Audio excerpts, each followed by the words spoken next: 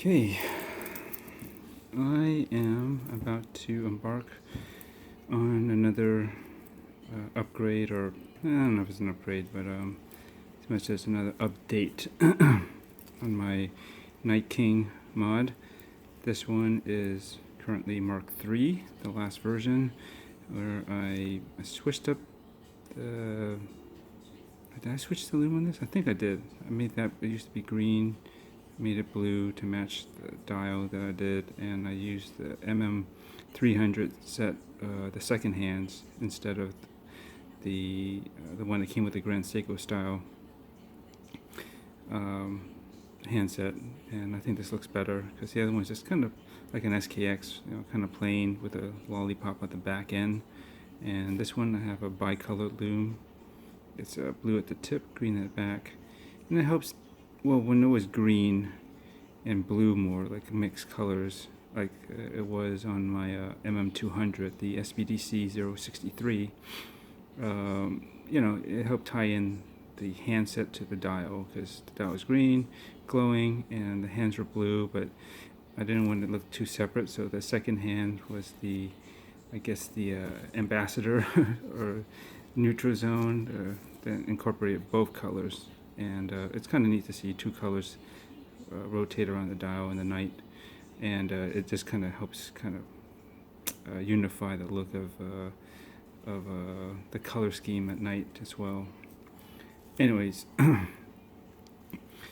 usually my next upgrade or update rather, or versions just marked by marks, Mark II, Mark IIIs, which is this, and the next one will be Mark IV that I'm about to do. Finally, I got all my parts in pretty fast, and just to break it down quickly, as much as I like this white custom dial that I made, custom Seiko emblem on this, I guess this, now I know this is a Alexander John. Is that what it is? That's that little symbol there that I painted over to make it look like a little jewel was inset there. It's a stylized A with a J. Now I know who makes this, and he actually makes some that's pretty cool watches himself with his custom parts. I think they're limited run. He's got something new going on with those couple dial colors, and it's pretty neat that he has something that imitates the Seiko snowflake dials really nicely. Pretty impressed by that. That's the only person any brand or whatever that I've seen that's attempted to do that, and it looks quite convincing, and I think it'll do well. But anyways, I digress. So I'm gonna originally, this I wanted this as a white dial diver, and it was for 3 iterations of this, or updates, and it still looks good, and people like this one a lot. It seems like you're starting to see more white dial divers come back now. If you look at what's in the microband world, especially, there's a lot of options now, and a couple of big brands sort of have one, but not as much as I think microbrands now. They're really getting a lot of colors out. So, not to say it's not special, but there was a time where it was really difficult to find anything with a white dial in a diver configuration for some reason. It still looks cool, but I did feel like switching it up to going black this time, just to make it more, even more flexible. I mean, white isn't bad, it's very neutral as well, but black is even more so.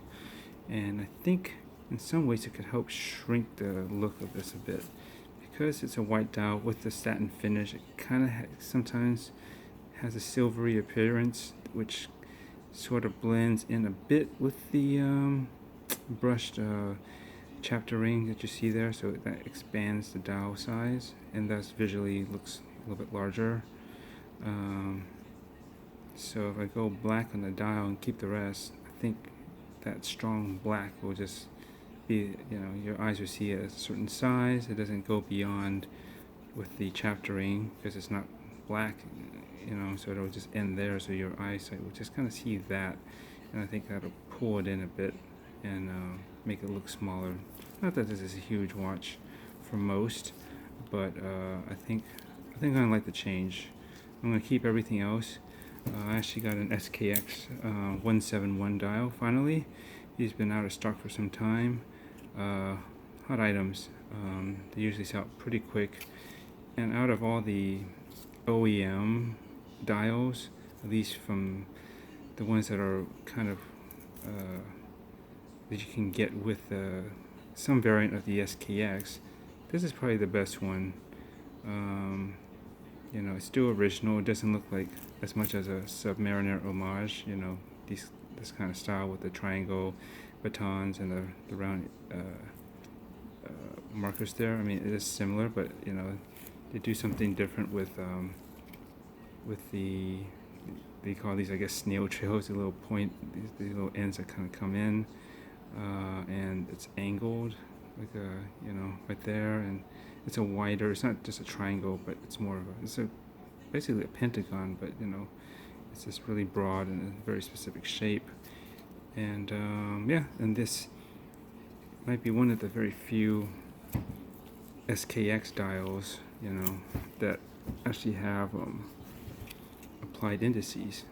You can see here, which is cool. Usually they're just printed on, and they are actually pretty effective in terms of Lume. A lot of times printed ones are kind of weak, I think, but and there are exceptions, but usually if you have applied ones, they usually can fill it in more, and they, I guess, a little more potent, or at least longer lasting because of that. And I think it looks, you know, a little bit more refined than just a printed dial. And yeah, I think this will look good on this. Everything else I've done with it, with this SARB 059 bezel, the brushed chapter ring, marked chapter ring, you know, yeah.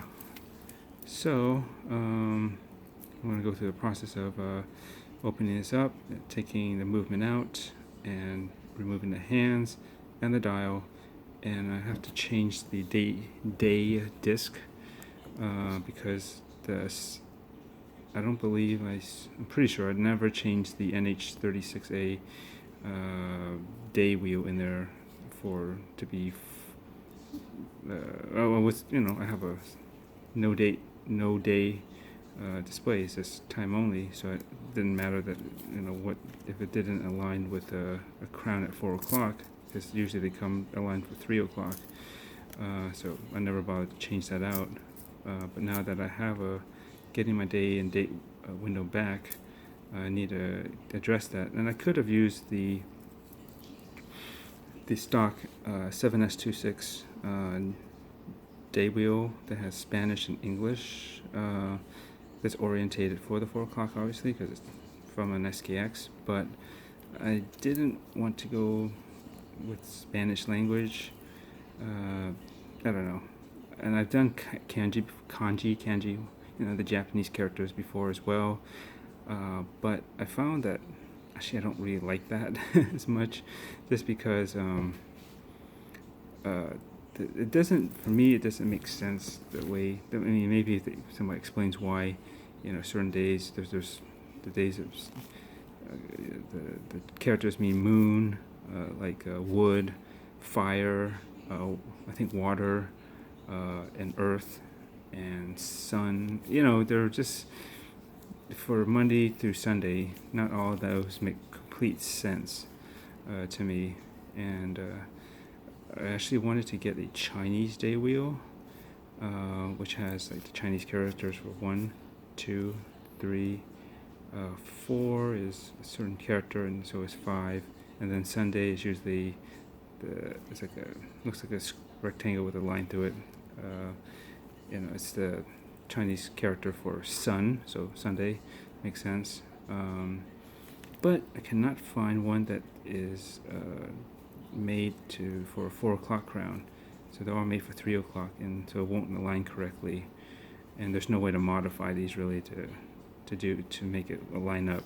And well, there might be, but I'm sure it's a real pain in the ass. Very delicate work, so I'm not going to fuck with that. Yeah, so But just a quick note, I know that there's a group, I guess in China, or I think it's from China probably, that makes a SKX clone. Basically it's under the name brand Heimdallr, I think Heimdallr, something like that. There's a shark on it. I think they're also known as Sharkies. And they have, at least from the pics I've seen, they have a Chinese day wheel for those models. So obviously somebody makes it for 4 o'clock. But I'm not going to spend $135 just for the day wheel, just to extract that. And yeah, I've been looking for a while. There is no Chinese day wheel for 4, so this was the next best one. Kind of makes sense. It's in Roman numerals, but and it's almost like Chinese in some ways, because 1 is 1 mark, 2 is 2 marks. So excuse me. Although Roman numerals is more vertical, obviously, and so forth. Yeah, this would be a nice alternative. 1, 2, 3, 4, 5, and 6, and square for Sunday. It makes sense for me, visually, to really easily see that, what day it is, that's not English. And I think these are rarer and less seen, as probably they're Spanish, English, or kanji. A lot of people just like to, because it's a Japanese watch, they want to put in added Japanese language into there if they have a day, which is cool. But I've done that a few times already, so I'm kind of bored of it, and I wanted to do something different. And yeah, I think this is a good way to go. So we're going to go into there and change that out. It should be pretty easy. Just take that clip out, pull out the day, drop this in, make sure it clicks into place, and then put down the C clip that holds this in, and that should be that. And then we're going to go back into putting in a swap. Well, after I remove the hands and the dial, then gets to this, then reverse, put in the dial, and then install back the hands. Make sure no dust or whatever, it's all clean, and I'll just check the alignment of the hour and minute hand, so that they do line up appropriately, for every hour. Like at 1, the minute hand will be at the top of the hour exactly. It's all aligned. So we're gonna do that, and then if it checks out, all I need to do is drop it in and seal it back up, and admire the new look. And I think it'll be pretty good. So take a good look at this now. This will probably be the last time you'll ever see this configuration here. I know some people like it, but I do feel compelled to go with this dial. And yes, I did get an extra one back there, because these were kind of hard to get for a while, and I don't know, if I mess one up, at least I'll have one there ready, or I might use that for another mod. Or if I don't use it, I'm sure it won't be a problem to sell this at or maybe a little bit above what I paid for it, because these are pretty hot and pretty well sought after. However, at this time, I think there's been a resupply to a few places, so I don't know. I may hold off until supply is weaker than the demand again, and take advantage of that then. But until then, I want to be in storage for at least some time, and I'll use up one of these. So yeah, and right now everything glows blue except for the tip here. I never changed this out from the stock. It's still the Seiko Green Lume Bright, and this crown still glows blue as I customized it way back originally. So it's gonna go back to a kind of blue-green mixture. This time the hands will remain blue. Before they were green, and the dial was blue. It actually originally was green, but then I repainted it because the Lume was a little weak, not that impressive. And so I just experimented with the Lume paint. But now it's going to be kind of the reverse from what it was originally. which was blue with green. Now it's all blue. And then I will go back to obviously the Lume bright dial. We'll have green dial, and we'll have blue hands, and halvesy on the seconds. And yeah. And here we go. Get these out of the way. Take off the bracelet first. I'm going to try to document as much of this as I can. Hopefully I have enough space on my SD card. Yeah. And if I do, then I should be able to show you everything. If not, or I feel like it's such delicate and attention-needing work, I will probably stop this and do it on the side and come back to it once I've completed what I need to do. If in fact having this camera in front of me is not a good idea while working. Jeez. You see this stuff just pops right out. Okay, we'll do one side first, I think.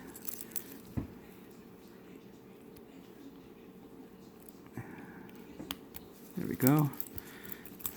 These days, I really did wish they had always made these with wish they would have always made these with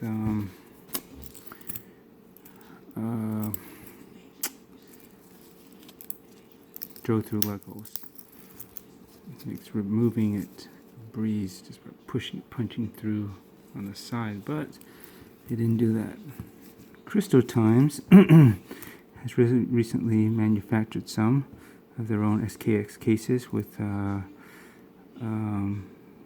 Classic 4 and a 3 o'clock version of for the crown. But most importantly, and they also offer it in PVD options as well, or at least they will, if not yet. I've seen some previews of that, but they do. What's best about that is those cases is they actually have drill through lug holes, which is great. So you don't get that, and you don't even have to buy the whole SKX watch anymore, which you generally have to do.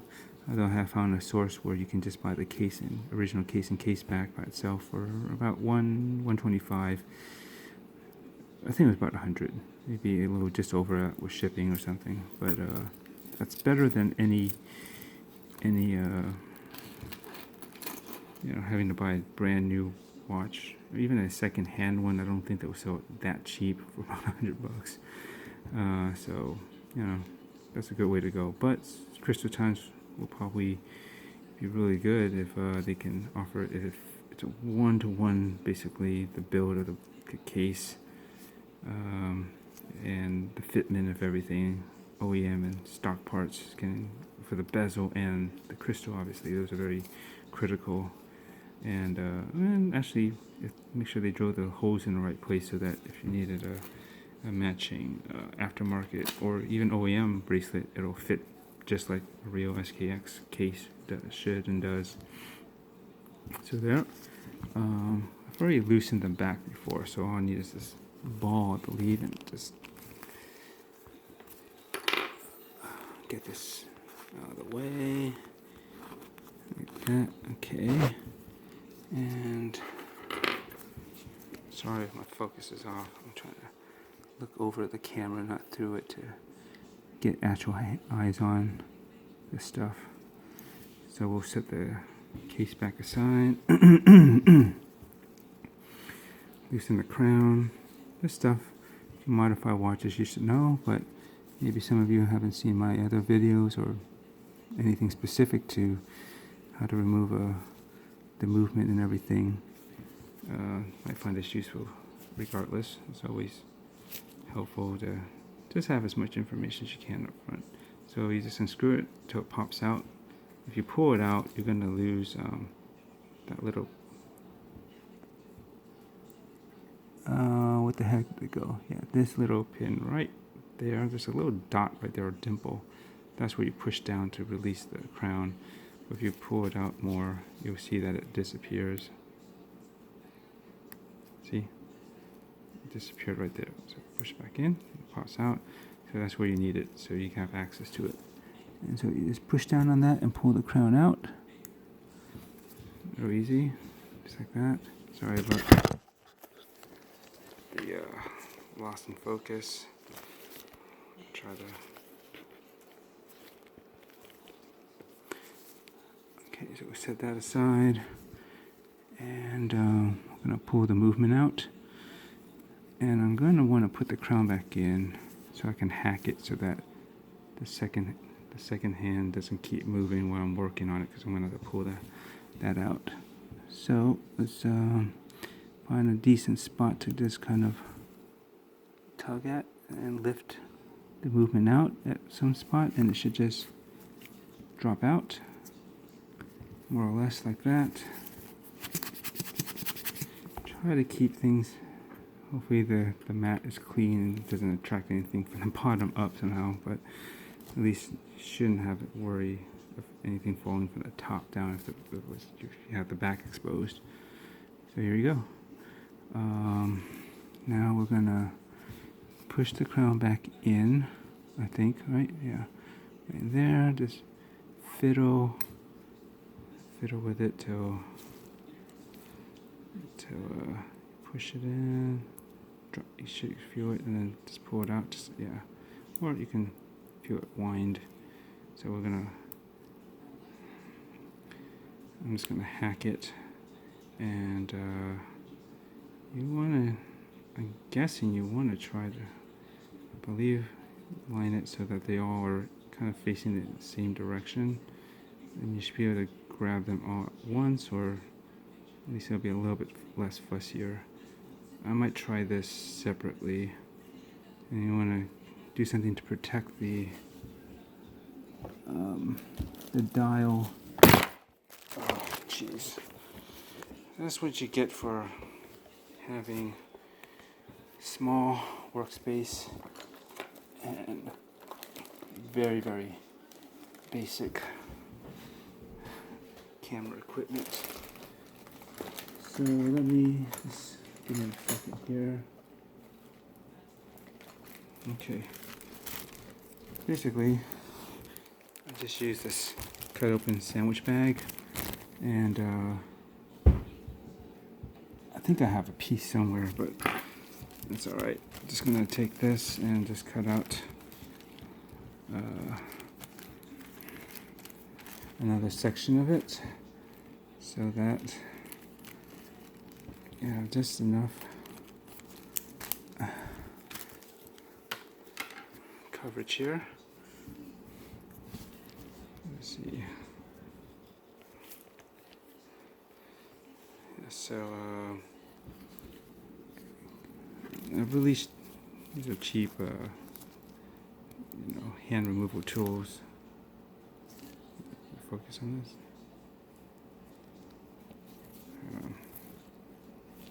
I've seen these. You just push down, and this reaches underneath the hands and lifts up. And they're rather crude, but they work. I should really file and somehow smooth the edges down so it'd be that much less abrasive. They're not the most refined, but that's why you have this to help protect the hands so you don't scratch them, as well as when you get closer to the dial. I have I don't know if I can pull it out, if I can find it here. I have one from Bergeon. It's like a card that's got a slot cut out of it. It's like a plastic card. What the heck is it? I don't know. It's somewhere in my box of mod parts. But but I've used that before, and one thing I found that it's too thick. The Bergeon card. They might come in different thicknesses, possibly, but it's a piece of plastic card, and it's got a slot through it that is smaller towards the center, so that's where you would slip the card underneath, supposedly protecting it. But I think it can be a tad thick, and though it's supposed to be smooth and protected, I actually have still kind of scuffed up the dial regardless of having that. And I think it's such a tight fit because of the thickness to get it underneath the hands. that it still rubs against the dial and it can scuff it. And on the dial that's got some sort of gloss or brush finish or something a little bit shiny or satiny, it probably will hide it. Anything you make some sort of mark on it, light, very light ones, it won't probably show up that much. Maybe even be able to buff it out, but let me see if I can zoom in on this for you. Back up, it's so blurry. And if it drops into shadow, I apologize, but I'm just trying to concentrate. You'll get the idea here. So this covers it, and I'm going to take the second hand first. Try to pull that off. Okay, that lifts off like that. And we're gonna set that aside. Let's put it in this box back here, somewhere safe, out of the way. And then we're gonna take this and go in. I'm not gonna go in the same spot that I used to lift up the other one, because it probably might have either penetrated or pierced the plastic or something, or otherwise compromised the integrity of this thin plastic anyways, and you may not get the full protection. So you want to avoid that same spot and find another location that's new, and just kind of go at it and try to pull the hands out. I may try to do this all at once, so I'm going to align the hour and minute hands more directly on top of each other, and maybe I can pop off both of them at the same time. So here goes. Front and center, push, pull. Oh, okay. Well, I just got the minute hand. That's fine. It's perfectly fine. So I'm gonna get that out of the way real gently here. It's in this box, and we're gonna go in and take out the hour hand now, and I'll find a good new spot because this is the most delicate one, because you're gonna get really close to the dial on this. It makes me nervous. It really does, because there we go. You can risk the end of these tools scratching your dial if you're not careful. And that's it. So you really don't need any fancy Bergeon thing. I found that it's still scratched despite spending it on supposedly the pro stuff. Simple sandwich bag cut will do. Okay, so I don't scatter these by knocking it, I'm going to close this and set that aside. And it's going to be pretty easy. All you got to do to remove the dial now.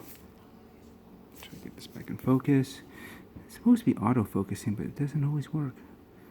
I usually film all this stuff on my smartphone anyways. It gets the job done. And I have a big ass screen for a monitor, so that helps. Otherwise, if I had a camera, it'd be a little bit bulky. So there, you just find a place, slip it out, and it just pops out, just like that. So we'll put that in a safe spot off the side. I purposely made these more 3D, the indexes, the way I painted it on there. One, this was my first try, and I wanted to make sure that the stuff that I used, that Lume paint, was strong and long lasting enough, so I made it a little extra thick. But I tried to just dome them on the round parts, and then just give them the appropriate thickness, and make it as even as possible on the batons and the triangle. And yeah, and for the most part it works. I would say it's not for everyone. Some people like the really flat ones, but I've seen some rare, but I have seen, I believe, some that actually more 3D, you know, Lume indices, and I think it adds a little more depth to it instead of just the flat ones, anyways. But so not a big deal. It works really good.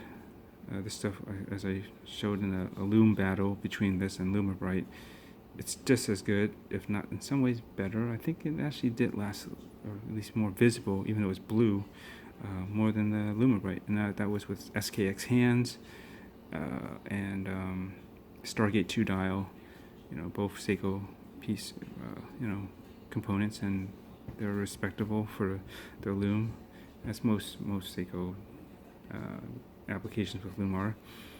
And anyways, yeah, this was a generic, rather sterile dial, except for that branding and tiny branding and automatic. And so I didn't like that, so that's why I added the Seiko emblem. I just wanted to represent Seiko, make it kind of look OEM. And I got this from a donor. I bought a dial, vintage quartz. It took me a while to find the right one, because there's some from Philippines that just doesn't look right. If you look closely at the details, the way that some of the letters are done and the way they're joined maybe in two, they just don't look right. Something's a little off about them, in my opinion, because they're not really authentic Seiko parts. So I mean, I could have gone cheaper and gone with one of those, but I wanted it to look as authentic to Seiko as possible.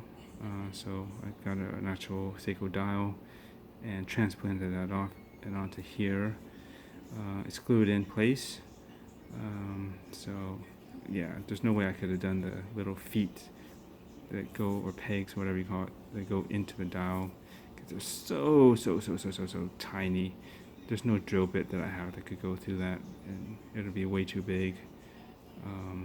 And just to drill it precisely, the spacing and the angle to match this, it would have been a royal pain in the ass. So the easiest thing for me was to cut off the feet, smooth it out as much as possible so that it would lay as flat as possible, because if there's still little bits of the feet or pegs that remain, it could lift up the dial, the emblem off of the case a bit more than you want, and maybe even put it more at an angle. So, but it took me some time, but I finally worked it, and I added this piece because I didn't know what that symbol meant. Didn't mean much to me at the time. Anyway, yeah, it was unmarked, branded when I bought this. So I figured, well, I wanted to add a blue accent, which I had in one of the hands. I blued with paint, and I wanted to, let's make this into a set jewel, like a little sapphire or something. And I just put a blob of clear paint in there that I kind of light bright blue. Yeah, and there you go. So this will be on sale soon, and I'll probably have to switch recording soon, because I'm losing my recording space really fast. Anyways, so yeah, if you are interested in this, PM me,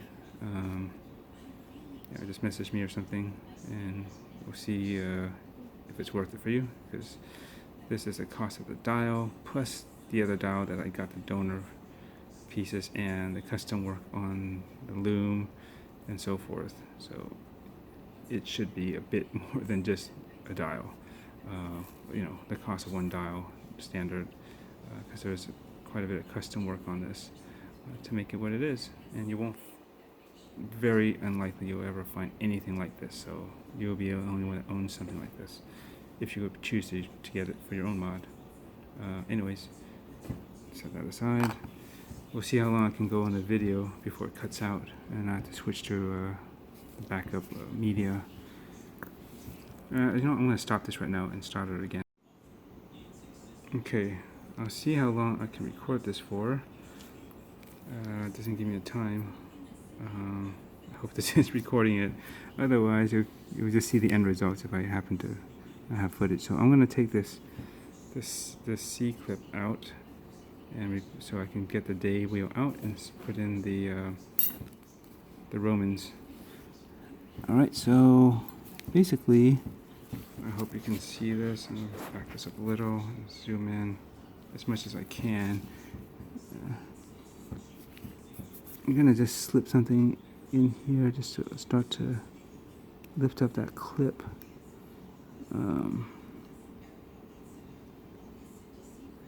And you gotta be careful because you don't want to pop this.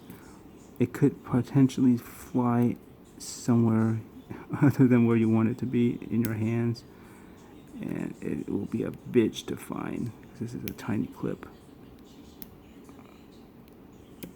Okay. Crap. Did I bend it? Hopefully I can bend it back. Last time it wasn't that tight. Okay, let me fix something first. Okay, I had to just fix that C-clip. It got a little bit distorted or bent, pulling it out. Surprisingly tighter than I remember it, but anyways, here we go. I'm gonna replace the date disc here.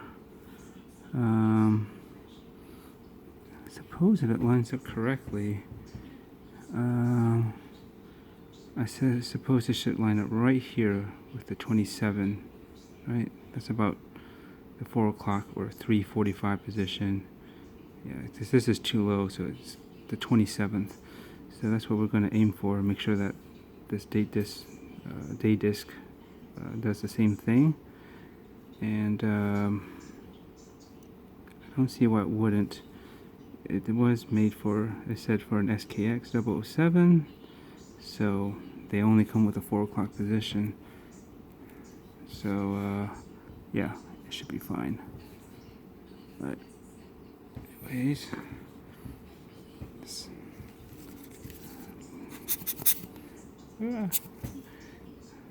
okay, I'm just gonna drop this in.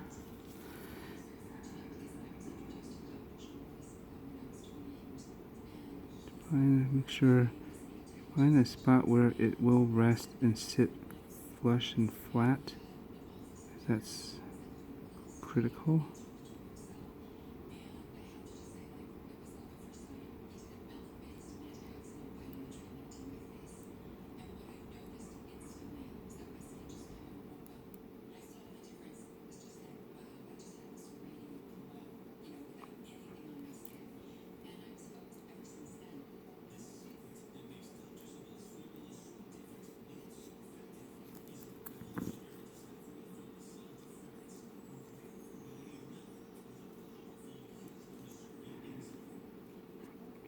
Like one side got lifted up a little bit somehow. It should sit as flat as possible.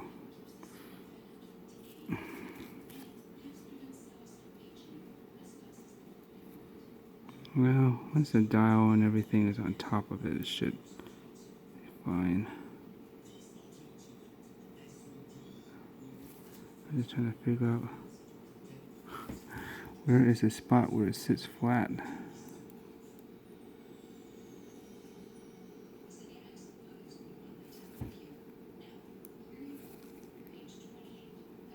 I think something like that.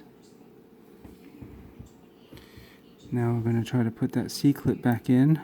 I hope I don't mess it up or lose it.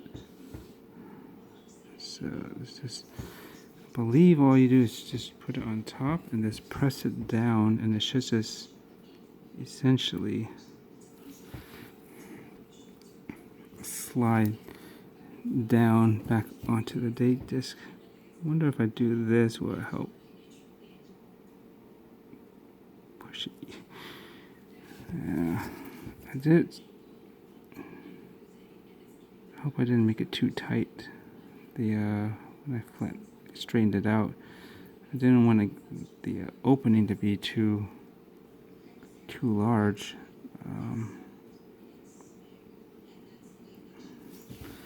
Let me see if this is going to work. I have a screwdriver somewhere.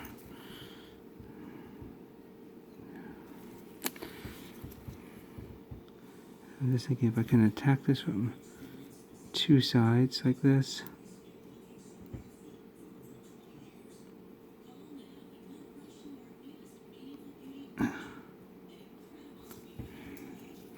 might have to open it up just slightly just to facilitate. So what I did was I just put it, I crimped it, so that it was tighter, but then I know it was a bit too tight, so I put it on the end of this thing. Let me see if I can get some focus. Basically I slipped it in, and I used this because it's conical, and I just kind of push it down like that until it kind of starts to reopen that gap in the C clip here, at least, or widens it rather. It is opened, but I think I should widen it up a bit just to make it maybe slightly easier to put back right over that stem or column, whatever you want to call that, on the movement. And look, I think that should help. Let's try that. And to make sure it's flat, where is it? Right there. I just take the flat end of this tweezer and press down on it just to get it as uniformly flat as possible. Make sure not one edge or side or whatever is twisting up like that. So I just press it hard down, and so it should be as flush and flat as possible, because you don't want that to somehow lift up and catch.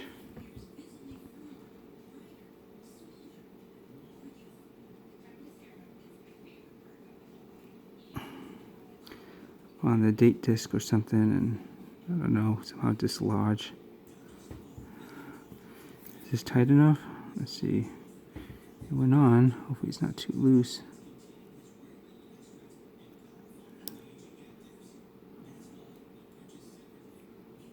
I'm always uncertain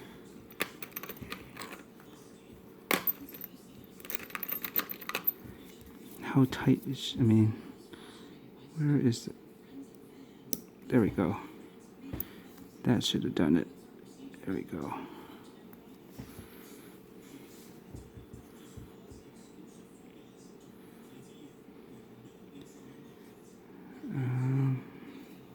That looks about right. Sitting down in there. The day disc is relatively flat. At least Tuesday is pretty much aligned with 27. So what I'm going to do is, it's already hacked, so I'm going to just advance the time and make sure that day and date advance around midnight. Obviously I'm not going to know where that is until I start going at it. And I'm going to need to know that anyways when I set the hands later. Okay, here we go. That turned over, right, to 28. And Tuesday. And then it should go to Wednesday next, because it's double, because I set it at English right there. And that should do it. Looks like that works. So I'm going to advance again to midnight so that I know where the date should be turning over.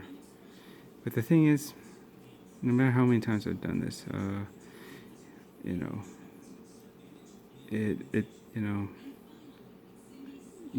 you set it there, like just when I turn it over, you would think that when I set the hands at midnight, that's where it'll be, but it doesn't work out that way in usage. It sometimes is a little after or a little bit before. Sometimes it could be dead on, but I have found mostly, if not always, here we go, it's turning over.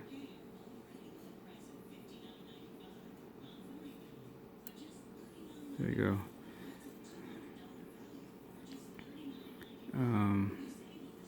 You want to mark it when the date flips over. The day takes a while to do it. Anyways, so there's that. So that's set. I don't know. I thought it says I was out of running time, or maybe I reached my maximum for one session for recording. Let's see. Here we go.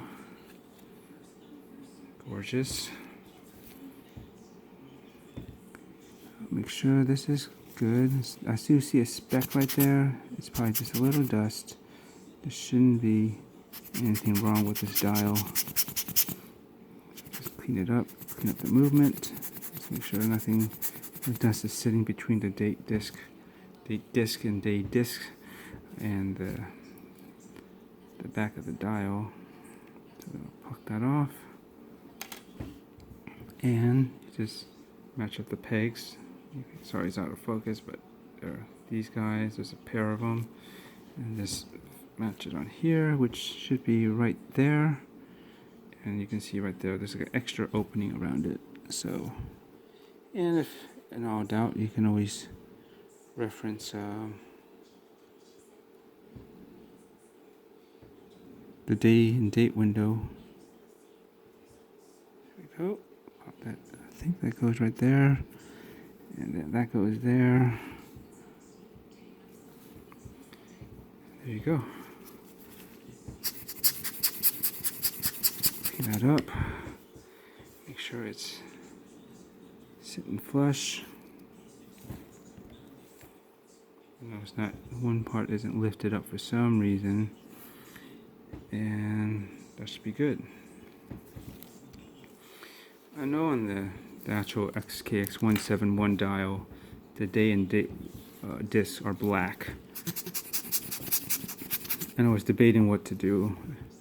One, I have to change both of these before on my last Firefly mod to black.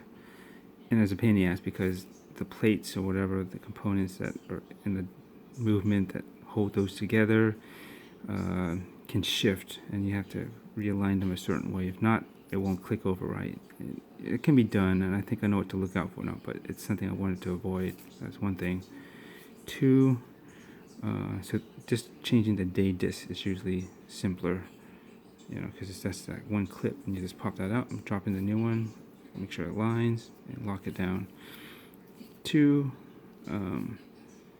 I felt that, I mean, I could have gone half and half, you know, maybe make the, like I've done on my inverse Pepsi mod, I made the day disc black, and I kept the date white. That way you can kind of visually see on the dial that I was using. It kind of made sense because of this rectangularish indices, and then when you get to this spot, you will see that kind of general shape. And so from a distance and and overall, it looks more symmetrical to make the day disc black and disappear into, you know, kind of disappear more, and make the date prominent to kind of match what you can visually see with the indices. In this case, I was thinking about doing that, but that day window, if it was just to be white in the date window, to be white and the day is to be black, what's left there is not exactly the equivalent shape of what's going on over there, and neither is having both of them white either. But I think visually it matches enough. You know, you have this kind of, you know, semi-long baton-ish marker, and then you got something going on here, and obviously these pieces correspond. And because there's a white frame around this window, it would be also kind of odd to have a negative space here, black, and while it's white, where there's a frame around both of them, it would look weird to me, because it's like it's framing, like, you know, a dark or negative area instead of two positive, if you catch my meaning. And yeah, so going back to to what I was looking at before, I wanted this to be both white, one easier to change, and visually it kind of overall it matches what's going on here more, versus if this were to go dark and black on both of these, you know, it's okay, but, and that's how it is on the SKX171, but, you know, visually this area goes dark, it's black, so you'll just get all these indices, and then it's, you know, nothing here basically. And I don't know, I didn't like that visual weight imbalance. So I think this balances out the dial more to keep it white. Anyways, there's that. this is set to midnight, supposedly. Now we're going to get the hands back on. So I am going to set my custom dial into here and keep that tucked away safe for sale. Let's put the extra day disc away in the Romans bag, part number bag, and I'll safely tuck this somewhere in my extra parts bin. I should have another one of these from my other mods. And I should really get a movement holder, but I found that I really don't need one, but it would be a good idea. So, I don't use the hand setting tool. You know, you've seen it, it's like a metal red frame usually that this goes in with a spring, and you push down it because you got to get this thing on there, and you got to put the hands on it, line it, and then try to make sure it's centered with that, and it's fiddly. It doesn't work that well, and you know, this works for me. I just took this column out, this piece out, so I can attach this plastic piece which you use to set the hands, and you just do it by hand. It's just easier. And what else? I like to use Rotico. Sorry for that close up. Let me back up a little. I like to use Rotico to hold the hands, because I could try to fit it into place, but it tends to want to balance off of this center stem column, and it'll teeter a little bit. If I just like laid it there and then try to press it down, it could shift, and I might have to reset it. Having it held out at the tip with Rotico allows me to keep it basically in place with one hand and put this down with the other. And why I don't use a tweezer in the other hand is that trying to hold it instead is, I'm not left-handed, so this is not my best hand to kind of manipulating fine things with, and trying to maintain such a skinny piece with these fine tweezers, or any kind of tweezers, in this hand, allow constant pressure but not overly do it, maybe to possibly damage it. Work this is tricky. It's just too much muscle coordination to deal with. So that's why I prefer to stick it. The hands, we're gonna go with obviously the hour hands first. Stick it on the end of the Rotico, like so. I might just do it by hand. So this is effortless for this hand. You just maneuver it into place, and it's all held together just like that. Good enough, right? So it's just easier. And I'm going to switch this tip to, can I focus on this? To a wider one, because this one, I've marked these smaller because the second hand is smaller. So I use that for the second hands. And I have some here separated already. This is the hour, and this one has an M on it. It's for the minute hands. Sometimes you can use some of the same ones for the different hands, but I've already, from my experience, I know this works with at least Seiko stuff, the hands and the movement. So I'm going to zoom back in, and hopefully let's move this out of the way. Try to keep this stable. I might need to possibly bend this at an angle because it needs to get close to the dial. Bend the Rotico, that is, so that I can slip this in. Or let's put that right in place and then try to set.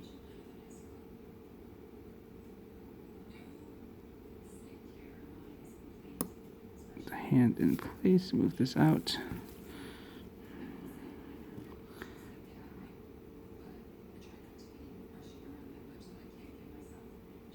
Make sure this is on there, because last thing you want is you set everything and then you just did not push one of the hands in enough, and it ends up, you know, jacking up because it's at an off angle, or it's not set in, and then if you're, after some time, it might just pop off the column and it'll spin loosely, which has happened to me. Rather embarrassing when that happens, but no one's ever seen it and I promptly fixed it. So what I'm going to do is I get down low and I just, well, here, maybe I can do it this way too. You know, I try to observe, make sure it's flat, and you know, from the side here, like the hand isn't lifted up or down. You want it as evenly perpendicular as possible.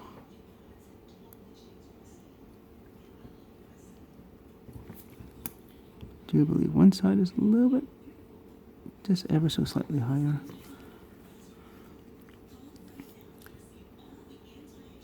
And, you know, especially with loom work, sorry, I gotta back up a little bit so you can possibly see it better.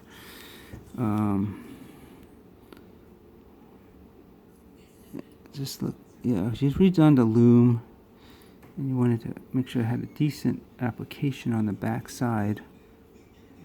You do loom the back side of the hands.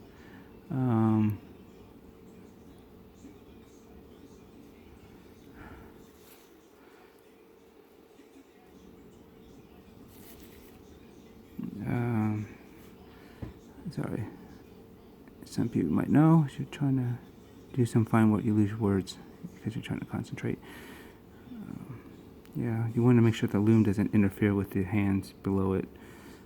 If it's too thick, and it's happened too. These are all learning things. I thinned it out as much as I could, but still, it is what it is now. And so,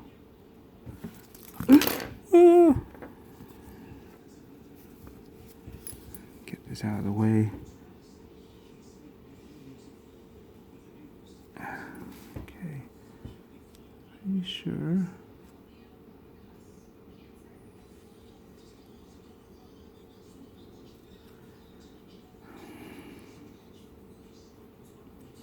I think that's straight enough.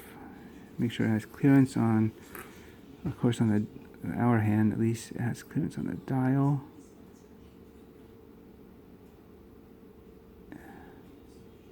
Right, and especially the indices. If you have, you know, if you have raised indices too,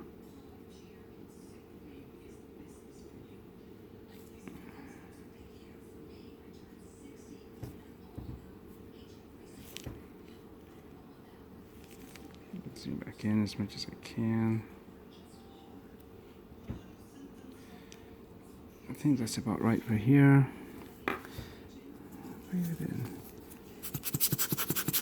Okay. Next, the minute hand.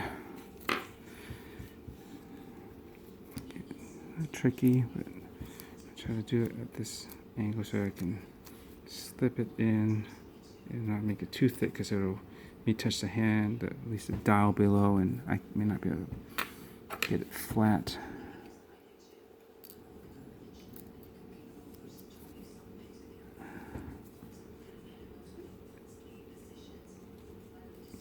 So wondering where I got these hands, these sets, both of them, because they're mixed, as I mentioned. These Grand Seiko style diver hands are from Yaboki's, and the Marine Master 300 hands set, at least the second hand that I kept, the regular hands are somewhere else. Just in stores. I like these, are a little bit more interesting to me. I like the second hand. That's also from Yaboki's. So, anyways, Can you see this? Let me try to move this up a little and maybe zoom in a bit.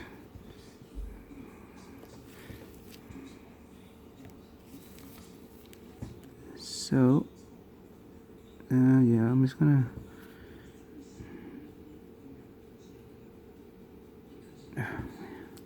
sometimes your hands just get freaking shaky.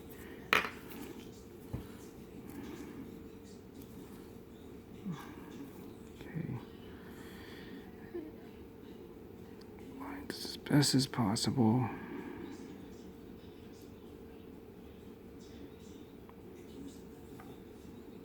Let's see. I mean, I've done, I've always, a lot of times I've aligned it really good, but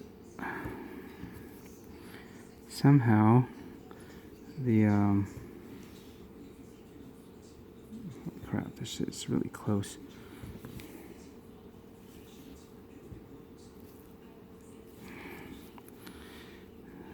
Ah, damn it, I'm gonna have to lift this up again. Crap. Can I just lift it up, or is it set?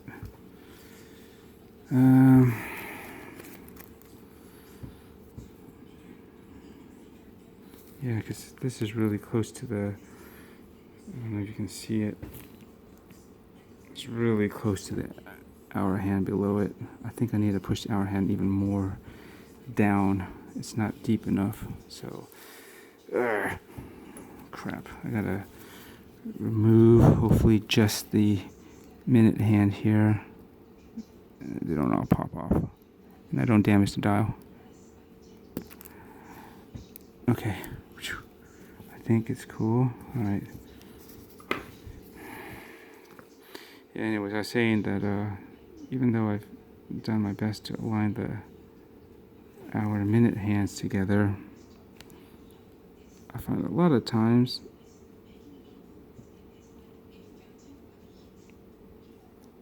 they still can't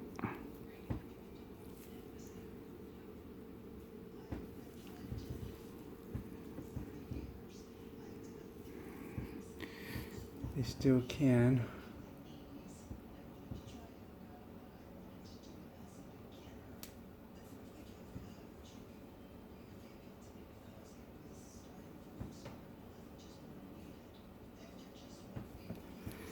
still can be misaligned.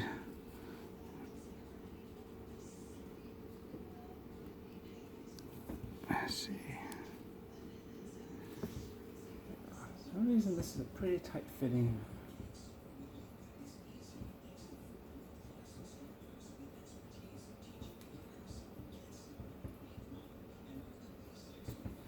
Sorry, I have to see this off camera. Maybe I can get the view right here. See how tight that is? And you can see some of the lume below it, but I think there's just enough clearance right underneath it. Assuming it rotates around the dial evenly, it doesn't somehow, one part of the dial is a little bit higher somehow, elevate it, and it interferes with the hands. So what I'm going to do is, I think I'm going to try to do my best to angle the hour hand up just slightly. Yeah, I think that's what happened here, what I just did. Make sure it has the clearance from the dial. You don't want it to get stuck somewhere.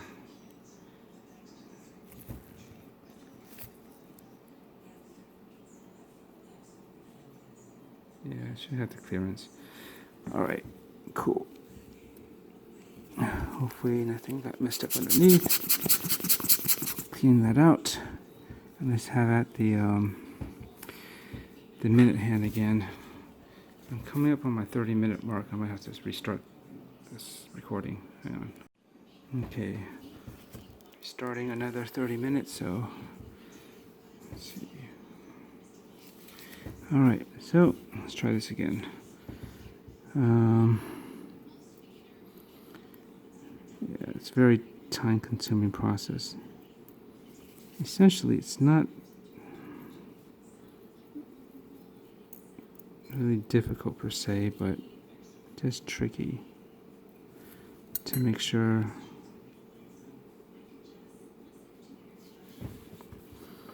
you set everything just right. Can you see that? Sorry, I project any shadows, but I just got to get in here like this.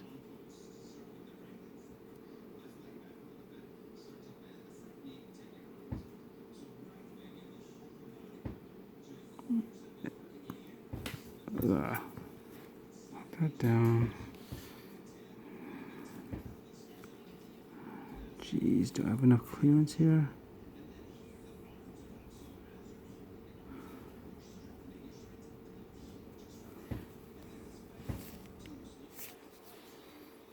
I'm just trying to see. You can actually see a gap. You know, it helps if you have something colored behind there. You probably can't see it from my. Oh, there you go. See, if you can see through, make sure you have something that's contrasty enough. So if you can see through, like the rotico, for instance, then at least you know that there's a gap there. The hands are not touching. And I'm gonna just make sure I'm not tripping and look at it from the other side as well. Like that. And yes, the minute hand is slightly raised. I just wanted to make sure that I had enough clearance, but I could probably, looks like I could ever so slightly angle it down, because again, I gotta worry about the second hands now. Make sure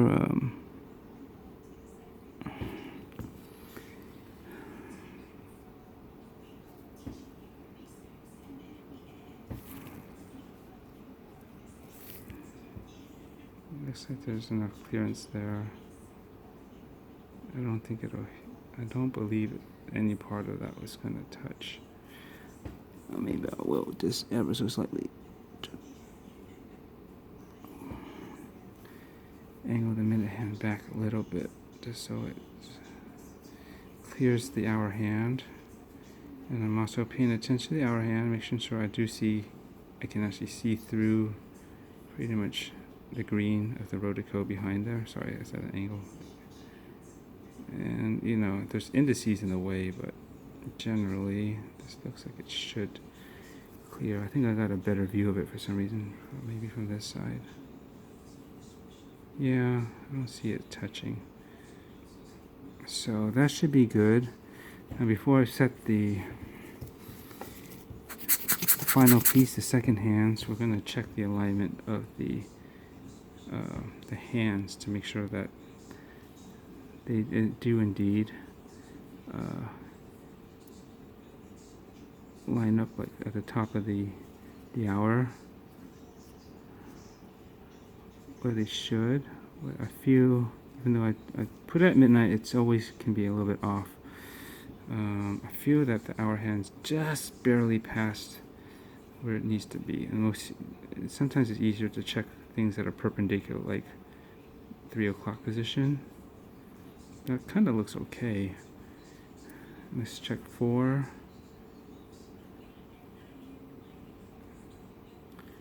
I don't know. Maybe I was tripping about the other one. 5. Best thing is to look at the 6, 3, 9, and 12. That'll be, you know, those line up, and you're pretty sure that the rest of it will be. Now, see here?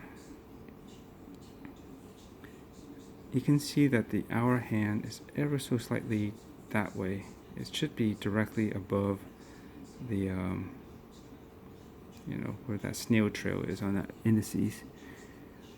I'm gonna just go around again and just see.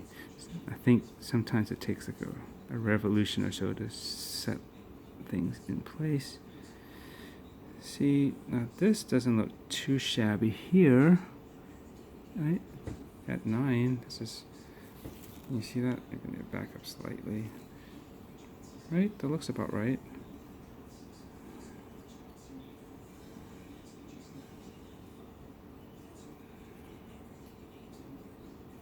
So, okay, here's a critical 2. See, so that's lined up with the 12 hour hand, but as I advance this, it may possibly be shifted out of alignment.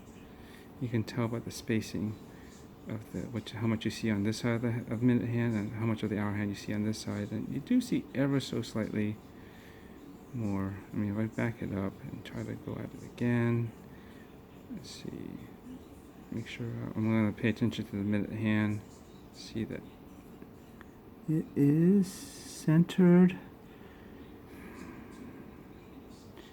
It could be close enough, but you do see that this side is peeking out a little bit, so it might be just past it. Okay, we're going to go through this one more time. And let's see, okay, here. Let's see what happens with the hour hand matching up with the 6. Yeah, I'm kind of anal about this stuff. See, right about here. Yeah, now it's just moving right past it, just ever so slightly. You see a little bit of that. So what that means is either I have to, I'm not going to take the hands off and do it again. What I usually do is just, while they're on here, I'll just use something to push one or the other in the direction that I think will even them out, or align them better. And I'll run it through and see where it holds. Yeah, this is a good time also to check to make sure that, you know, at the other positions, you know, like you still have that gap. There isn't any interference for some reason. And let's see here, we'll test out and see if my date changes over when I need it to. 11. It looks like it might be a little early. Yeah, just before midnight. About 6 minutes or so. The date flipped over. But you saw that I did already flip it, and then I started to set the hands, and that's where at midnight, and that's where it should have. Once it hit midnight, it should have fully flipped over, but it didn't. Yeah, I find that it's, no matter what, it doesn't really line up with the way you hope or think, and so you just gotta live with it, basically, or pull them off and reset it, or push and pull and whatever you think would get it better. I don't know, am I being anal about this? Yeah, so I will try pushing that hour hand that way. And what I use is, so I don't, no hard edges or tools, just use, this is a Tamiya cotton swab, especially designed for kind of pointed or so, and it's a real tight weave. It's not like a regular Q-tips where it's super fuzzy and soft and can leave a lot of lint. And this is this is firm enough to probably give some good control of pushing back on the hands, and to try to do this up here. Yet if you hit anything else, it shouldn't scratch anything as well, so that's why I use this. So we're gonna just try to hopefully push this into place, but sometimes I find actually the hour hand is actually harder to maneuver, and again, I gotta make sure when I do mess around with that I didn't somehow inadvertently push the hand closer to the dial where it's actually touching it. And let's see here if I can check on that. As long as I can see through, yeah, it should be fine. I think, yeah, because it's so short, the leverage is harder to kind of shift it back or rotate it while on this column. So since it's going past, that means the minute hand is late, so I gotta push it forward more so that you know, it'll line up earlier. So again, I will, doesn't matter which side I was using, I don't think so. Take this and gently try to make sure I evenly push it in a particular direction.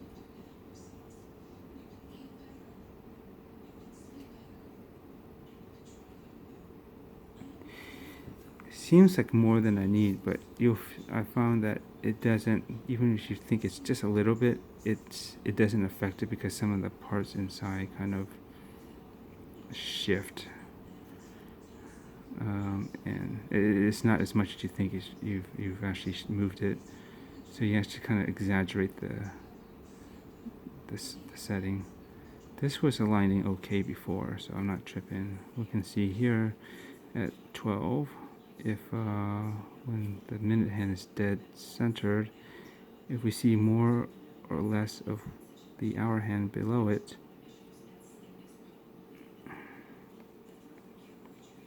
that looks pretty decent. I still feel that there's ever so much on the right side more, but we'll see. The easiest thing to do here is just, the best way to check it is at 6. 3 doesn't give me much to go by.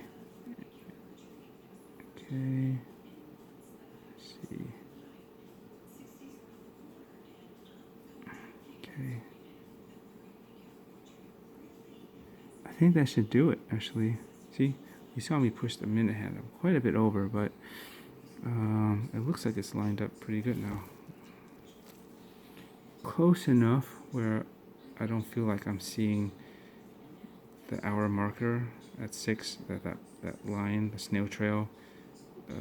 I'm not seeing the edge of it on one side or the other more. It's, not that much more. So it looks about right actually.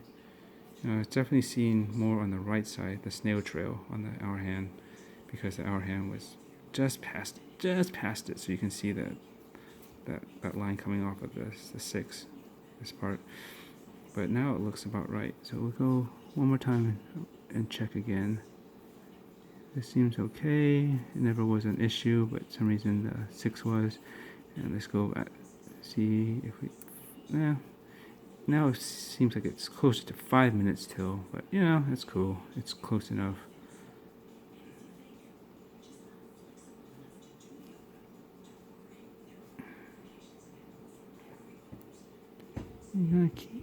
I think this is close enough too.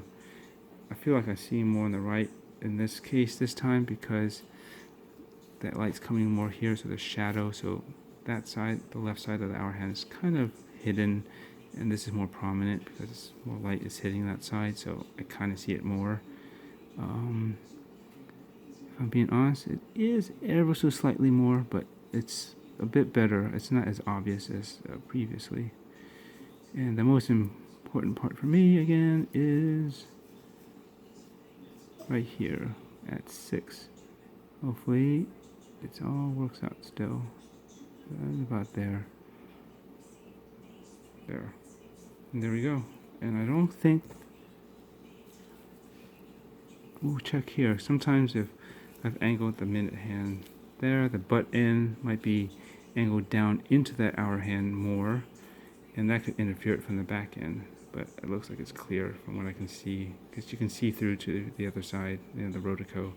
There is a gap. So, and checking the hour hands again, it's very tight to the dial, but there is a gap there.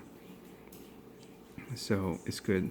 I think I don't have to worry about any clearance issues with the hands on the dial or with each other.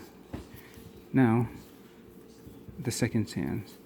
This one, tricky because this little thing to balance that on the tiny little pin that's on the movement is a real pain in the ass.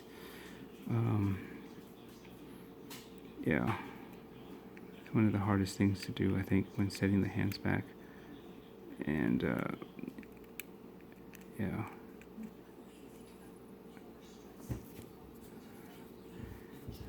We'll start this off by trying to stick it in here, the rotico. And I should probably flip it around because this is where it should be. Like that. I can slide it in. And this does not have to be aligned with the minute or hour hands because this one freely runs basically. So what happens is it'll align because you're going to hack it and synchronize it anyway, so not a big deal. So I don't, if you were to try to do it directly over the seconds hand in line, hard, because this length is almost the same as the minute hand, and you'll probably touch it and you could shift it or something. It's better just to go off the angle here. And here it goes. This is the hardest part because it's such a small point to find the exact spot. Hopefully you're not like somehow off by a fraction of a millimeter. This one I might have to go down. I'll try to see if I can see it low. Let's see. I'll try to do it like this so I have some light. I don't have any shadows casting. That's a bitch. I'll see if I can get this in the first try. You know, because there is like a kind of a space around that little pin, so you might possibly. You know what? Forgot. See, the minute hands work for this, but I should trade this back up for the smaller second hands. Tip. This is smaller to match. Because if it's too wide, wider than the hand, you could put pressure around the outside and it'll, if you can imagine, it'll bend the ends downwards because it's too wide. You know, if you keep it centered around it, it'll keep the pressure when you push it down where it should be, closer to the center, and you shouldn't get any weird distortion. Man, this is a real pain in the butt procedure. You know, I recommend you work with as much good lighting as possible. Okay, I'm gonna have to pause this and get down low because I can't see where that little pin right there is meeting up with that one down there. It would be easier if I got down low and did that, and I don't think I can get that, so yeah. Okay, so I got down low. I was able to better see. I'm like down low, perpendicular or parallel to eye level with this part, so I can see where it's going, and I managed to set it in. And now I'm going to try to push it down as much as I can, evenly as I can. You don't want to tilt close to, again, somehow interfere with the minute hand. And you also have to be aware that if it's too high, or maybe even the tip is up, angles up off of this more, it could possibly touch the inside of the crystal. And basically it'll stop the watch from running because the second hand is basically kind of hit a friction point, stopped, and can't advance. And that sucks when that happens. You have to just go in and, pull the thing out and then just try to adjust the angle or height of this off of the center. But I believe it feels like I pushed it in enough, so and I can see from the side it's not touching the minute hand, so it should be fine. It looks relatively parallel. The other trick is if I let this run, hopefully you can still see that. I want to make sure that it'll just pass over the minute hand without any interference as well. You never know, sometimes it gets so close.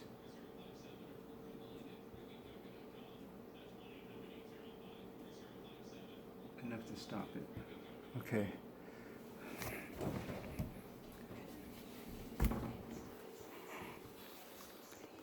looks like it should be good.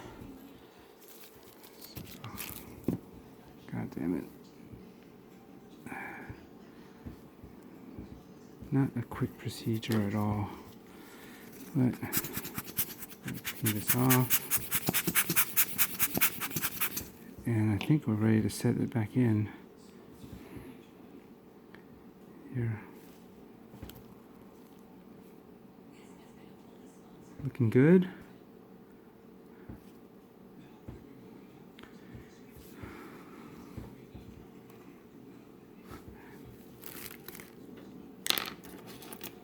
Where the heck did all the parts go? Okay, I rotated this. Alright, so what I need to do is kind of tricky too because the hands are still running. I have to pull the crown out so I can obviously drop it back into the case. So pull the crown out, drop it in the case without touching it. So usually, yeah, just take one hand, push the pin in the back to release it, and I'll pull it out with my lips, because this other hand is holding it in place. Yeah, I think this might be a good time when, if possible, I'm thinking a good movement holder will hold it, and you still have access to the back, and you don't have to worry about touching this. So the movement holder does that. You could have some ability to manipulate your fingers to be able to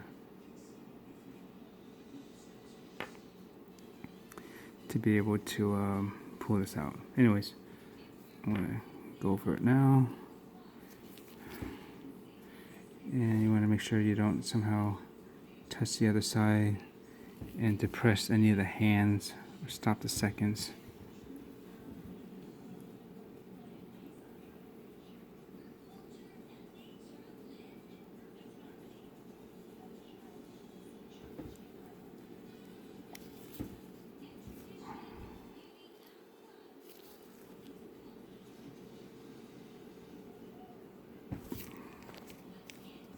Okay. Yeah, you just kind of have to time it so you can grip it in the right spot and allow so you don't touch the depressed, especially the minute hand somehow, or the seconds, and stop it so you let it clear and pass your hand, because your fingers might still reach over in the front of the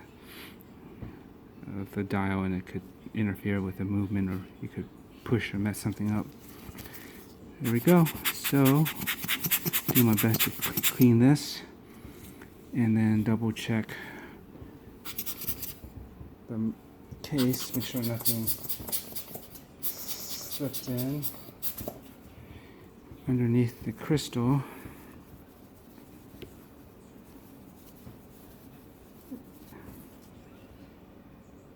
As best as possible.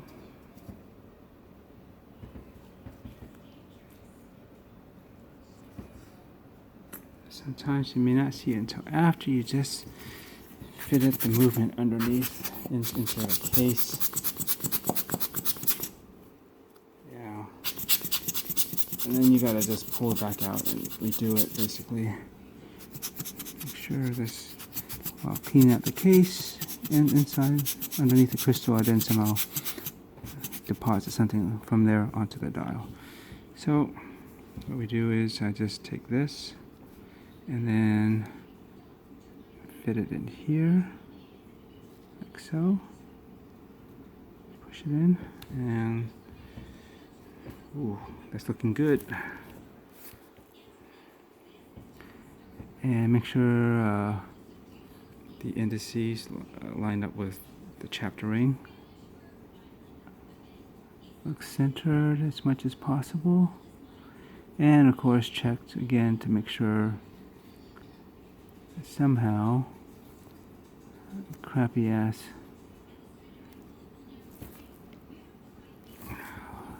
lint, dust or something also managed to find its way in there, like that.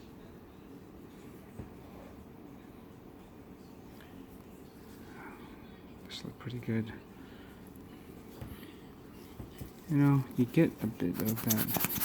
I like this dial because the indices are applied, of course, and again, you do get that a bit. I like the submariner style dials and layout. You know, the indices is classic. That's why I did my mod with this guy. But, and it was inspired by a Grand Seiko diver quartz one, which is very expensive, about 4 or 5 grand still, even I think second hand for one of those for a no date 3-hander. But it's supposed to be one of the best quartz movements out there. So, but I just try to make my own. But yeah, I think.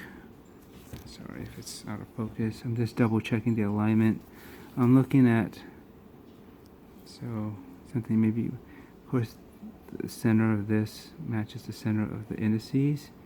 I look at the side, the ones adjacent to it, like the minute markers to the left and right of it, and see how it relates to the indice below. Make sure like the space from the outer edge of that and how it lines up with that indice to the right of the center, and how that outer edge of the indice matches up with this side of the marker or minute marker to this side of the center. You know, just kind of reference things like that. I feel like the dial could be rotated from this view clockwise just a tad, so that this is actually more centered with the 12 o'clock. Although I have to say, looking at the other ones, this is not too bad. I mean, what I'm seeing, this I can't reference, and the other one I have to do here. Yeah, I feel, I don't know if you can you see that. It's probably kind of dark. It's very close, but I think it could shift over. So what I do is, I'm not going to pop it back out, but I usually push it from the back. I just kind of, you know, use the frame or someplace and just kind of nudge it. So if it's got to go, what was it again? It feels like it's a little bit this way. I got to move it clockwise, just so clockwise, that means anti-clockwise this way. So I'll just kind of, you got to be careful with the frame. You could potentially crack or mess it up if you don't push it in the right spot. Make sure the crown, I don't know if you can see that, where the crown goes through, it clears the movement good. Let's see, I think I pushed it over enough. Let's see, how did that look?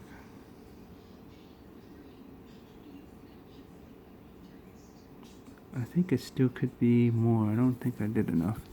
So let's try that again. So I use something that's a little bit thicker, because I've tried it with a small screwdriver, and it does work, but because it's so thin, it acts as almost like a blade or chisel, and you could split or cut or shave off that plastic ring if that's what you're using to push off of. So I go for something a little bit more broader, such as this pin, I guess you use to tap out the friction pins on your bracelet to size it.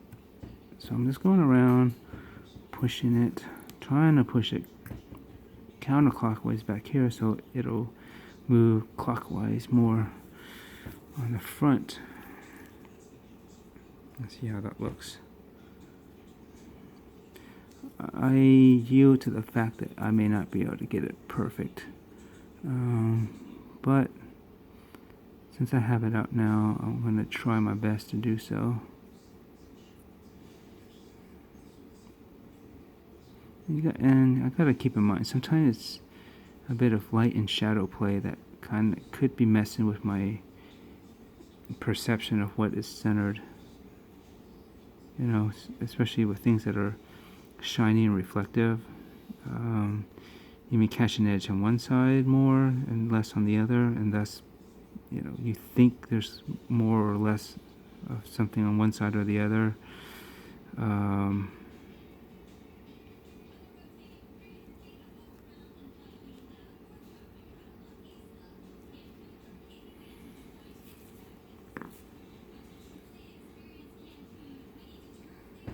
This looks good though. I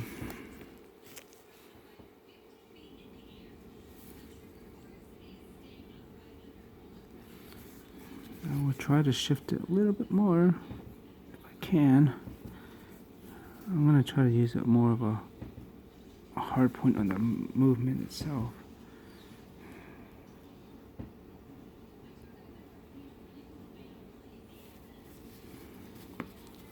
Something metal, like inside here.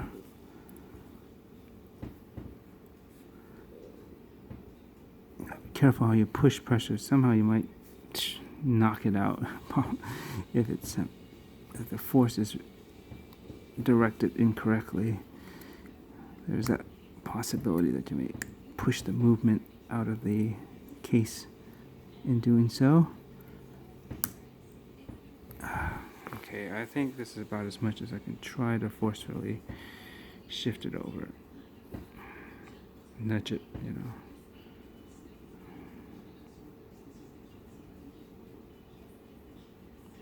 Okay, that'll do it. So, I'm just going to depress this movement down, make sure it's as close down into the case as possible and close to the dial, or rather the chapter ring. You don't want to see any unsightly gaps around the perimeter where the chapter ring meets the dial. I think that's good. Just double check again. Try to make sure there's any kind of dust or something. I catch it now before I commit to screwing down the case back. There's always a chance I might see something in the daytime because indoor lighting isn't the best. Everything. But, God, as far as I can tell, this is going to do it. So we're going to put back in the crown. Through here. Find a spot where it'll just pop and drop in. There. You can hear it wind. That's good. Guess hopefully it's not too dirty around here, so I'm not going to worry about that. Blow out the movement again, just to make sure nothing foul slipped in. It might somehow work its way up through to the front of the dial. Clean out the back of this case as well.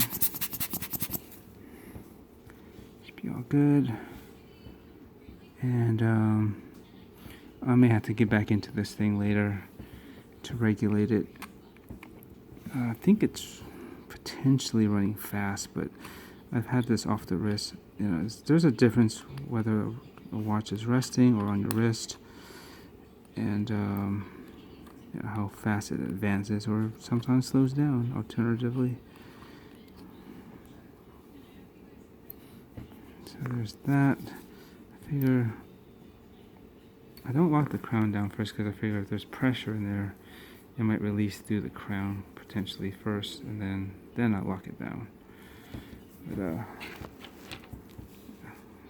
I'm gonna use this to zoom out. Come on. I think I hit my max recording time again, around 30 minutes or so. So better just stop and start again, get another session in. So anyways, that's tight enough because I'm not going to be immediately diving with this. if ever, I have a different watch to, you know, go into the depths. So let's find the part where this crown. Okay, here we go. And there. And then don't always fully lock it down super tight all the way, just so that there's some breathing space. And that should do it. Let's see here.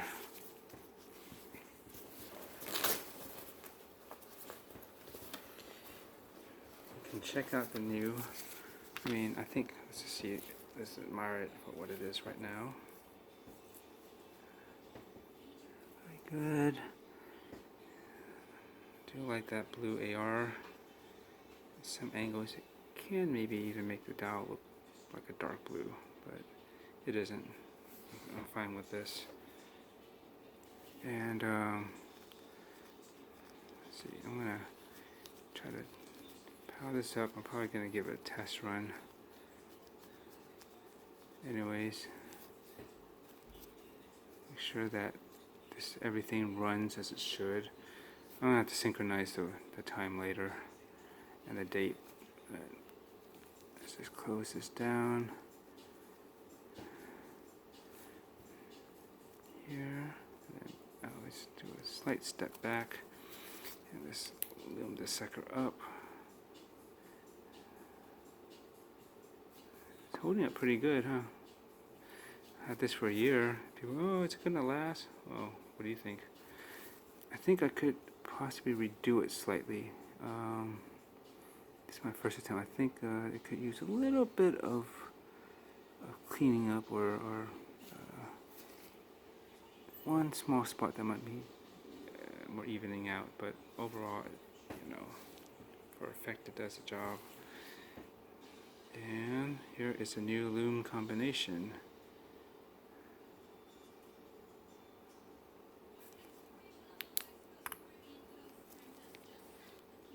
Sweet. I think that looks good. What do you guys think? We got green where it needs to be. Well, not where it needs to be, but we got green and blue, but it doesn't look awkward. And you'll see what I mean now.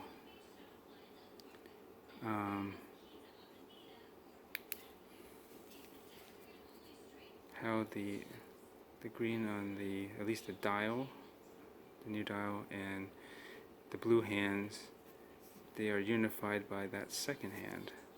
It has both the blue and the green.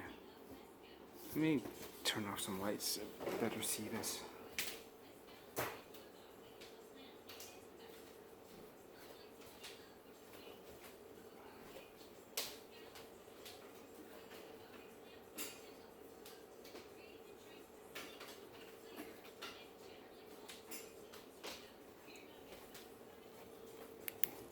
One more time.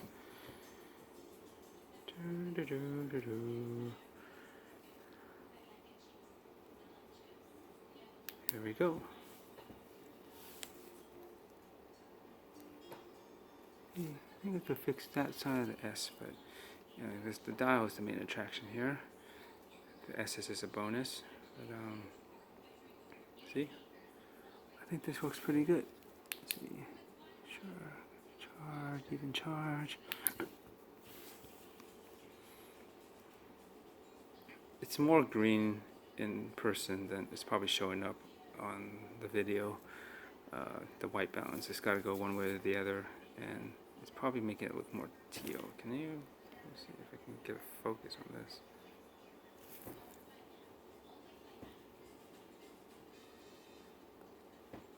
But there you go. So it goes green, blue, and then blue, green on the second hands. I think that looks good.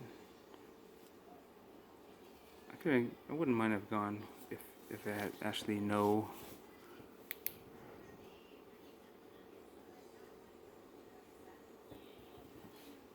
here. You can compare. Wonder, this should be the same potency in terms of the Lume. extra dial I have versus my old one here. See if we can get a good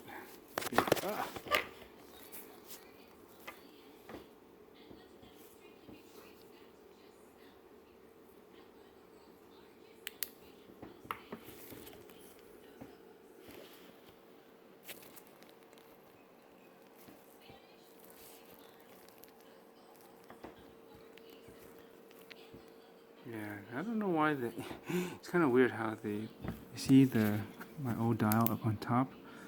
I don't know why the round ones look like they're white or a little bit. No, they are all blue. For some reason from this angle it looks like the dots are more white and the triangle and the batons are more blue. And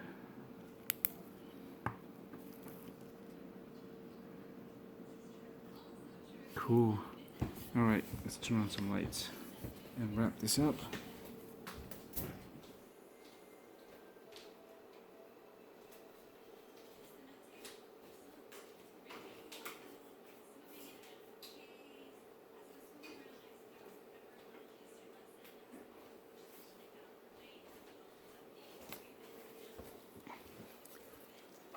Okay,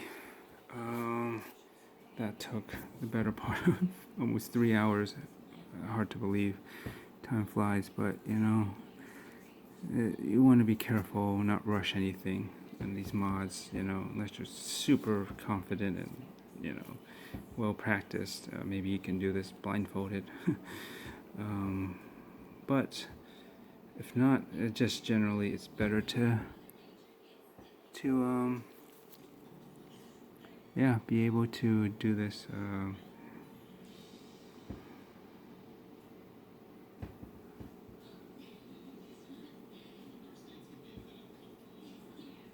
better be able to do this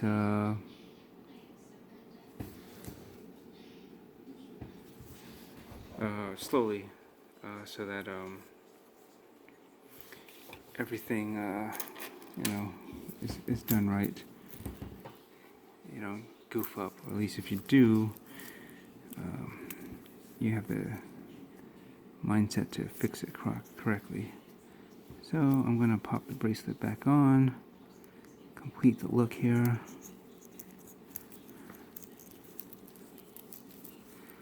I did have a Super Oyster bracelet, Super 3D one from Strap Code, because I do prefer the Oyster style. It's just more cleaner and utilitarian, and the one from Strap was quite nice.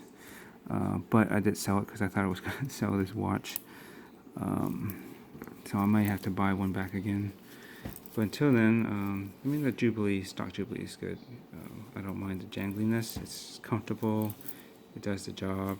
And I did brush out the center links because I don't like I like more brush usually than high polish. But I did keep the sides high polish like the case. So that follows that. Just for accent, but overall on the surface, everything's pretty much brushed. And let's see, do I need to zoom in, zoom out a little bit? And this is what you get. My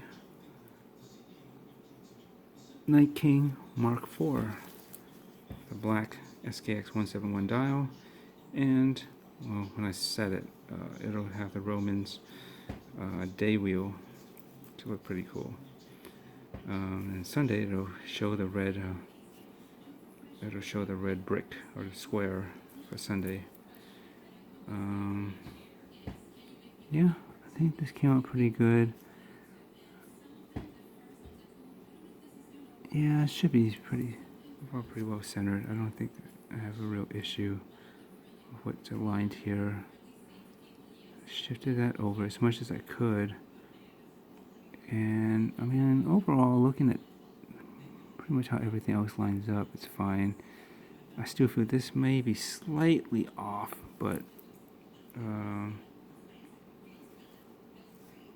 don't think it'll be enough to throw me off, or most any people, unless they really look at it with scrutiny. But you know, it's a daily wear, and your eyes just get used to it, and you kind of learn to forget certain impurities, or you know, I wouldn't call it defect, but you know, something that isn't perfect. Basically, you just kind of, it's just part of the characteristics of a watch. Certain watches, a lot of them are not perfect,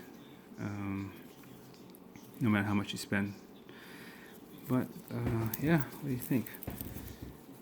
Compared to what I had before, I mean, this was cool too, you know, and it took me a long way for about a year, but it's been about a year since I made that first mod with the black bezel, and if you see my old videos, you know what I'm talking about, the Mark 1.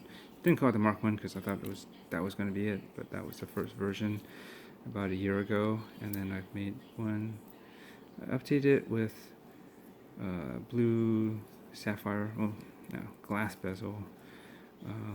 It was loomed. It's from Yoboki's. It was okay, but it was with the style still. For the summer, I just wanted something bright and change up the look. So that's what I did, but it didn't really completely click with me, and I always wanted a stainless steel bezel. So then I eventually found, you know, this was available, SKX059 bezel, and it does come with the insert. It's all one piece, and I'm glad I did. This unit is bi-directional, friction based, but you're not gonna knock this out of place without applying this major pressure on the and consistent pressure on on the bezel, and that happens. You'll be well aware of it before that even happens. So yeah, it's got the cool compass. I just like the whole finish of it, and it's a good bezel, and it's probably the lowest profile bezel you can get on an SKX as far as I'm aware, because the way the bezel insert is integrated. See how it slopes down? So it's got a very thin, low profile edge. Most bezels that you get, the stock one, the coinage, any other ones, they're pretty much straight across, and so you have basically double the thickness of what you see here as a grip, right? And so that extends it, makes it taller visually, a little thicker around the edges. And I've been going with that for some time with some other mods, but this looks to me a lot better. It keeps it just slimmer, sleeker. It looks good. And with this particular dome crystal, it really, sorry about the focus, it really matches the contour pretty darn perfectly, right? Pretty much flows, except for the beveled edge, it pretty much flows from one to the other, so that's nice. And it's a really tight fit, not just in between here, but to the crystal, because again, this is what makes it special, is that the compass part, the inner compass scale, angles back in towards the crystal. So usually you're, you know, obviously the other SKX bezels are taller or thicker, and you got that insert which usually goes in straight, or sometimes still at an angle, like some ceramics do that. And if you have this beveled edge, which often you probably will, you're going to get a lot of times a gap that can be seen at angles. And a lot of people don't like that. I didn't mind, because really, I think stock, they actually do still have a bit of a gap there with this bezel and bezel insert that comes on the SKX, and some other models like I think the Turtles as well. But yeah, but this all but eliminates it. You can see how tight that is. It's perfect. Just goes down and meets pretty much where the edge of that crystal bevel edge is on the bottom, and then the crystal goes back up, and then it domes. So yeah, I think this fits really well. I could have gone flat, but you know, flat is kind of flat. A little bit boring. I want a little bit distortion, as you can see here, but it's still very legible. And it's kind of nice to have that dome. And again, it flows really nicely with the bezel. So it's definitely an expensive piece. This piece itself is at least 100, probably a little over, but it's so worth it. Just very few people have that, and sometimes you just got to spend more to get, you know, something unique and very nice. And you get that with this. And I think I like this look. You know, I've been a fan of actually the Tudor black base steel, not the chronograph, just the simple three-hander, because it has a steel bezel and really clean dial, snowflake hands, and everything. It looks really nice. That's my favorite current black bay version, I think. Even more than the 58, just because 58 they only come in the gilt dial version, so you're kind of limited on what you have there. I'm sure they will expand that. They always do. There's so many black bay variants that come out. That's their bread and butter, money maker, really. So they'll eventually probably make more 58s. But until then, yeah, the black bay steel is cool, but the thickness is like 15 millimeters at least, right? It seems unnecessarily thick for a watch like that. It is smaller at 41, but the thickness is, a lot of people say it's very top heavy, and it shows, especially since the way the sides are cut very slab-like. It's just, yeah, Seiko does always a smart thing. That's the way they kind of carve into it to let it sink into your wrist, and it lowers, at most angles, it lowers the side profile too, so it looks slimmer. So this is kind of like my own black bay version, you know, kind of inspired in that sense, but you know, it's still very Seiko. The case, obviously, the branding, most of the parts actually. Those hands would and could be, but I didn't want to spend that much more for basically the same look for authentic hands. These do the job. Yeah, and so you get that kind of, you know, Tudor or submariner-ish kind of circles with the batons and a triangle, but it's not exactly like that, like it was here. Again, I like this style. It's classic. It works for me. You know, people might be sick of it and think of it whenever you see it. Oh, you're trying to be a sub homage of some sort, but whatever. But that's why I kind of went with this, because it's its own thing, and it's still very nice. It's got applied indices as well, so it's like yeah, it's just very well done. You can't go wrong with Seiko Lume. I'm sure this thing, you can't see it now, but when your eyes adjust it, you'll see in the dark. Am I babbling? Maybe. It's late. It's over 3 in the morning. This is the only time that I have to work on my own stuff with 2 kids and job in the daytime and anything else I have to do in the normal waking hours. This is my time at night to work on these things, and I have other things going on, my own other side projects. So anyways, give it a thumbs up if you like this. I hope you found this useful. Leave a comment. I hope you subscribe, because it really will help me build the channel. You know, once you go 1,000 subscribers and up, you know, it starts paying you back, and you know, that'll help to put more incentive and be able to fund further projects and reviews and whatnot, other videos, basically, to hopefully entertain and inform and give some sort of insight to expand your knowledge on DIYs like this, and maybe existing watches that are not mods as well. Just one more extra opinion and look at a watch that you might be interested in. So thanks again. Can't wait to post this online soon. Yep, thanks. Laters.